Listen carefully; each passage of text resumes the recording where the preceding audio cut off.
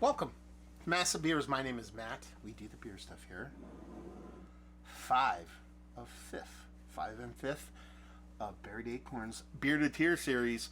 This be their Heaven Hill Bourbon Barrel Aged Taza Organic Chocolate Cacao Nibs version of the Bearded Tears.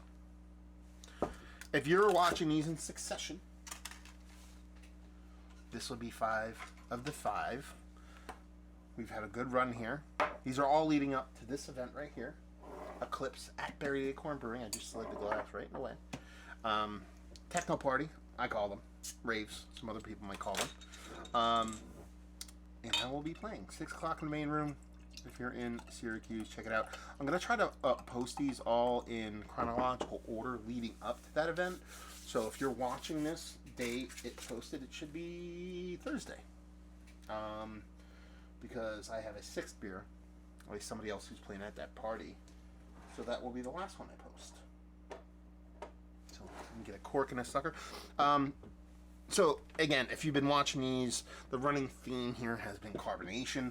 This one has a bit of carbonation going on, so we're definitely off to a decent start.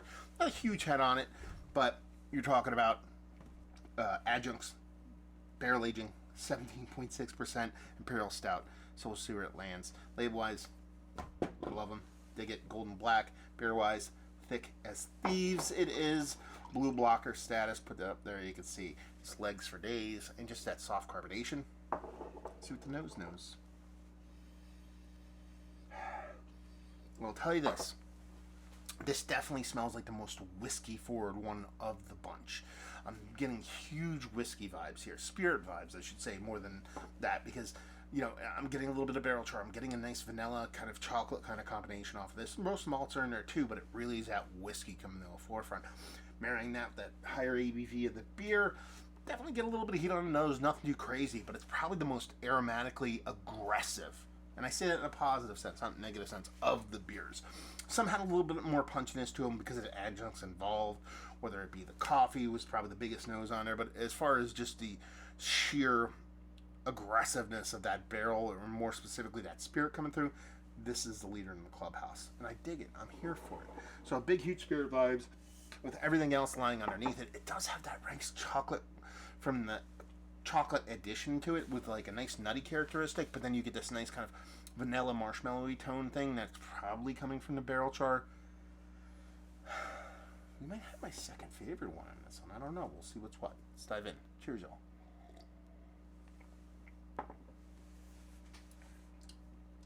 That's good. It's very delicious. It's very much, again, no shit Sherlock, the most spirit forward, the most barrel forward one of the group. Carbonation plays a big hand in this beer being fun and tasty. It is a bit more richer, a bit more softer. That carbonation is coming through and lending itself to being a bit more lush of a beer. Roasted malts abound. Nice rich roastiness.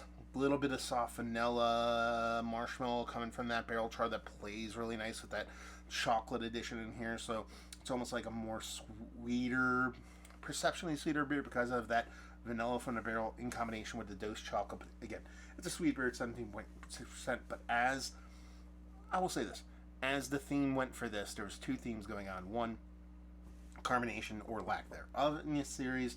One was spot on. This one is quite fantastic when it comes to how it's expressing itself. You know, like a little bit more carb, it's good. And 2 are a little bit. One was very much dead, and 2 are very much on the low side. This is one of the more better carbonated ones, which adds a softness to it. But the other theme on this was the drinkability of the beers and how creepily drinkable they were at this 17.6%. Oddly enough, with that mouthfeel, adding this explosion of flavor to it, and with the spirit being forward, this is probably the one that you know you're drinking something that's pushing 20%. Again, still relatively decently drinkable for its ABV. But the other ones were like scary drinkable. Like, I think I'm drinking a 12% barrel aged Imperial Stout. Here you're like, I'm drinking something eking towards 20. So it drinks very much at its weight class, let's put it that way.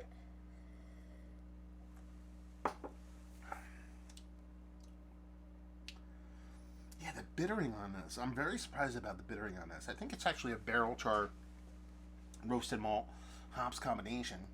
I wonder if this is. That's the thing about it. These have no dates on it. This comes off as a fresher beer.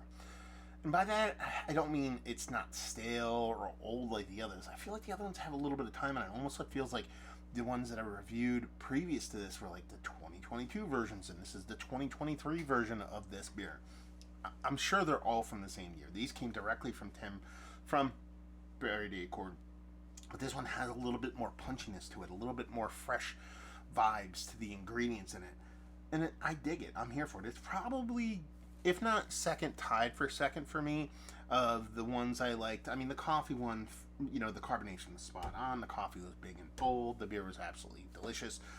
It really was that one, I believe it was the vanilla, was just dead to nails. It was still very tasty beer. That's the thing about these 17.6% pushing 20% beers. Even if they're closer to dead / still, they still have enough going on for them to be quite tasty. When you get the carbonation like this, you have the expressiveness of the beer and have those bits and pieces working the way they're working. Fun stuff, man. Fun stuff. This has been a wild ride, man.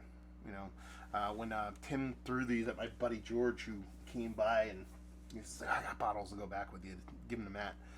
17.6% beers. That's looking down the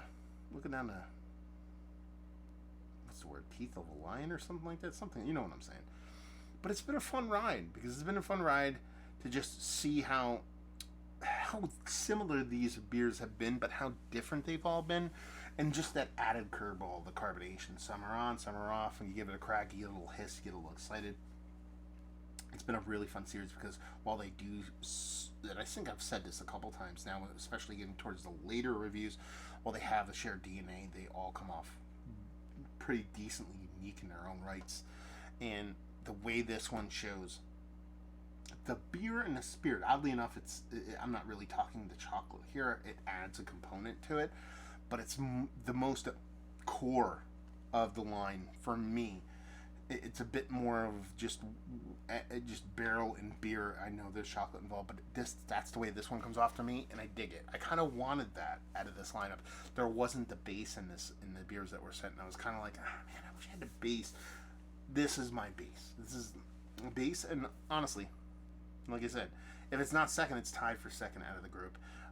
But again, second one I reviewed, the coffee. That's the far and away personal favorite of mine, but in the grand scheme of things, very fun, especially when you're talking about high ABV stout and how drinkable they've been. Like I said, this one shows a little bit more aggressiveness, but it's still drinkable in a very fun way.